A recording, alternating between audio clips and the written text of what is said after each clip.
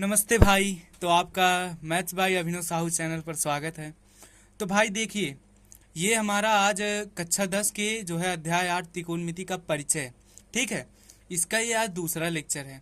हमने lecture number 1 बनाया था जिसमें हमने कुछ बेसिक फार्मूला जैसे पाइथागोरस प्रमेय के बारे में बताया, त्रिकोणमिति अनुपात के बारे में बताया, आपको ट्रिक से भी फार्मूला याद करने के लिए बताया।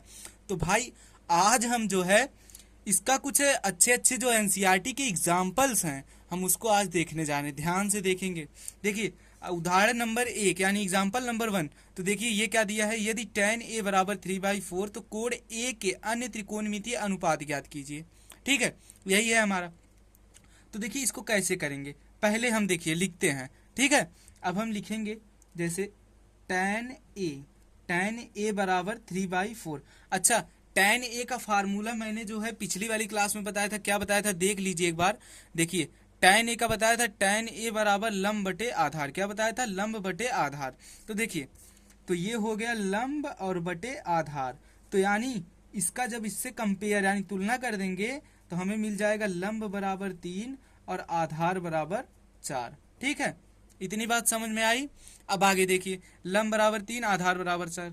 तो ये कोण हमारा इस त्रिभुज में, हमने त्रिभुज बना लिया। ठीक है, त्रिभुज ए बी सी, और इस त्रिभुज में ये हमारा थीटा है। ठीक है, और ये लंब है, तो थीटा के सामने ये लंब, लंब हमारा 3 है और आधार 4 है। लेकिन भाई हमें कर्ण नहीं पता है। ठीक है, तो हम पहले कर्ण को निकालेंगे। अब हम निकालने के लिए बताए थे, जब समकोण त्रिभुज की 2 भुजा हमें पता हो और तीसरी भुजा हमें नहीं पता हो तो हम क्या करते हैं, हम पाइथागोरस प्रमेय लगाते हैं। तो लिखेंगे क्या, लिखेंगे पाइथागोरस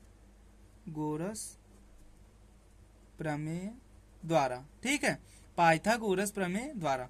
तो देखिए हमें कर्ण नहीं पता है, तो होता क्या है सूत्र, कर्ण k का स्क्वायर लंब l का स्क्वायर प्लस आधार a का स्क्वायर, यानी कर्ण का स्क्वायर बराबर लंब का स्क्वायर और प्लस आधार का स्क्वायर। यही हमारा सूत्र होता है। तो देखिए इसमें हम क्या करेंगे, पहले कर्ण का मान तो हमें पता नहीं है तो कर्ण का स्क्वायर लिखिए। ठीक है, लंब का मान देखिए यहाँ पर लंब का मान जो है हमने 3 निकाला है, 3 निकाला है लंब का मान, तो 3 का स्क्वायर और प्लस आधार का मान हमने 4 निकाला है तो 4 का स्क्वायर। तो कर्ण का स्क्वायर बराबर 3 का स्क्वायर यानी कितना हो जाएगा 9 और 4 का स्क्वायर 16। तो कर्ण का स्क्वायर बराबर 16 9 25 हो जाएगा, यानी कर्ण बराबर हो जाएगा रूट में 25 और कर्ण का मान कितना आ गया हमारा 5।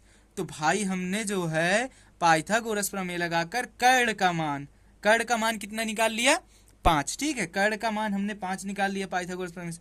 अब हमसे पूछा था प्रश्न में क्या, तो कोण ए के अन्य त्रिकोणमितीय अनुपात ज्ञात कीजिए। इसका मतलब क्या है, हमें मान निकालना है साइन थीटा का। ठीक है, मान निकालना है हमें कॉस थीटा का, और हमें मान निकालना है टैन थीटा का। ए है ना, ए है तो ए लिख दीजिए। ठीक है, ए बना दीजिए ए।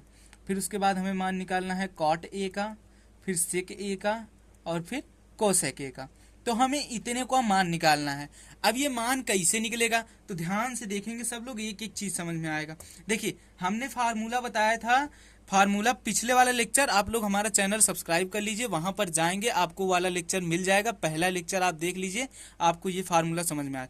देखिए साइन थीटा बराबर है लंब बटे कर्ण। क्या है, लंब बटे कर्ण। तो लिख लीजिए लंब बटे कर्ण। अच्छा, लंब का मान कितना है, तो लंब का मान है 3, तो 3 और बटे कर्ण का मान कितना है 5, यानी इसका आंसर हो गया 3/5। कॉस ए का होता है इसे आधार बटे कर्ण। क्या होता है, आधार बटे कर्ण। आधार हमारा कितना है 4 और कर्ण कितना है 5, ये हो गया। और tan a का मान दिया है तो लिख दीजिए 3/4। अब देखिए कॉट ए का क्या हो जाएगा, tan a का उल्टा कॉट ए होता है यानी 4/3 हो जाएगा। सेक ए का क्या होगा, कॉस ए का उल्टा यानी 4/5 ये है तो ये हो जाएगा 5/4। कौसेक ए का क्या होगा, साइन ए का 3/5 होता है तो कौसेक ए का 5/3 होगा। तो यही भाई हमारा यही ये वाला और ये वाला, ये 6 हमारे आ गए। यही हमसे मान पूछा था। साइन ए का मान 3/5, कॉस ए का मान 4/5, टैन ए का मान 3/4, फिर कॉसेक ए का मान 5/4, सेक ए का मान 5/4 और कॉट ए का मान 4/3। सॉरी ये 5/3 है ना, यही हो गया। यही हमारा एग्जाम्पल नंबर 1 था। अच्छे से समझ में आया तो भाई वीडियो को लाइक कर दीजिए एक बार। चलिए आगे हम चलते हैं। अब देखिए उदाहरण नंबर 1 हो गया। इसके बाद उदाहरण नंबर 2 आता है, ठीक है। उदाहरण नंबर 2 आता है, ये जो है सिद्ध करने वाला है, प्रूव करने वाला, थोड़ा सा बड़ा होगा, इसको हम दूसरे लेक्चर में बताएंगे। चलते हैं हम आगे, एक और एग्जाम्पल बताएंगे। देखिए एग्जाम्पल नंबर 3 पर चलते हैं, ठीक है। एग्जाम्पल नंबर 3 पर चलते हैं। देखिए एग्जाम्पल नंबर 3 क्या कह रहा है, त्रिभुज ए बी सी में जिसका कोण सी समकोण है, क्या है, समकोण है, जिसमें ए बी बराबर 29, बी सी बराबर 21 और कोण ए बी सी बराबर थीटा है, तो निम्न का मान के। पहले तो हमने त्रिभुज ए बी सी बनाया, ठीक है, उसका कोण सी समकोण है, तो कोण सी समकोण यानी 90 डिग्री है।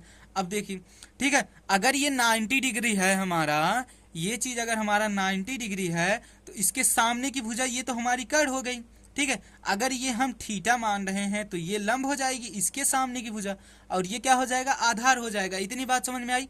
अब देखिए, अब हमें दिया है ए बी बराबर 29, कितना दिया है, 29, ठीक है। और हमें क्या दिया है, हमें दिया है बी सी बराबर 21, बी सी बराबर कितना दिया है, 21। अच्छा, अब देखिए हमसे पूछा क्या है, जो त्रिभुज कोण ए बी सी यानी कोण ए बी सी, ये वाला कोण थीटा दिया है, तो निम्न का मान ज्ञात कीजिए। तो पहले देखिए दो भुजा दिया है, एक भुजा नहीं दिया है, तो पहले हम इस भुजा का क्या निकालेंगे, मान निकालेंगे। तो मान कैसे निकलेगा, हम बार बार बता रहे हैं, जब दो भुजा दी हो, दो भुजा का वैल्यू दिया हो, तीसरी भुजा का नहीं दिया है, जैसे लंब का मान नहीं दिया है, तो हम पाइथागोरस प्रमेय लगाएंगे। क्या लगाएंगे, बोलिए भाई, क्या लगाएंगे, पाइथागोरस प्रमेय लगाएंगे। तो देखिए लिखेंगे पाइथागोरस प्रमेय से। देखिए पाइथागोरस प्रमेय क्या होता है, कर्ण का स्क्वायर बराबर लंब का स्क्वायर प्लस आधार। कर्ण को हम शॉर्ट में के लिख रहे हैं, लंब को एल लिख रहे हैं, आधार को ए लिख रहे हैं। इतनी बात समझ में आ रही भाई। देखिए कर्ण का स्क्वायर हमें पता है कितना है, 29 का स्क्वायर बराबर, लंब का स्क्वायर नहीं पता तो ऐसे लिख लीजिए, और प्लस है ना, तो प्लस है आधार का स्क्वायर 21 का स्क्वायर, ठीक है। अब देखिए 29 का स्क्वायर कितना होता है, 29 का स्क्वायर कितना होता है भाई, एक बार कैलकुलेट कर लीजिए। 29 का स्क्वायर कितना हो जाएगा, देख लेते हैं, कैलकुलेशन कर लेते हैं, ठीक है। कैलकुलेट हमेशा करते रहिए।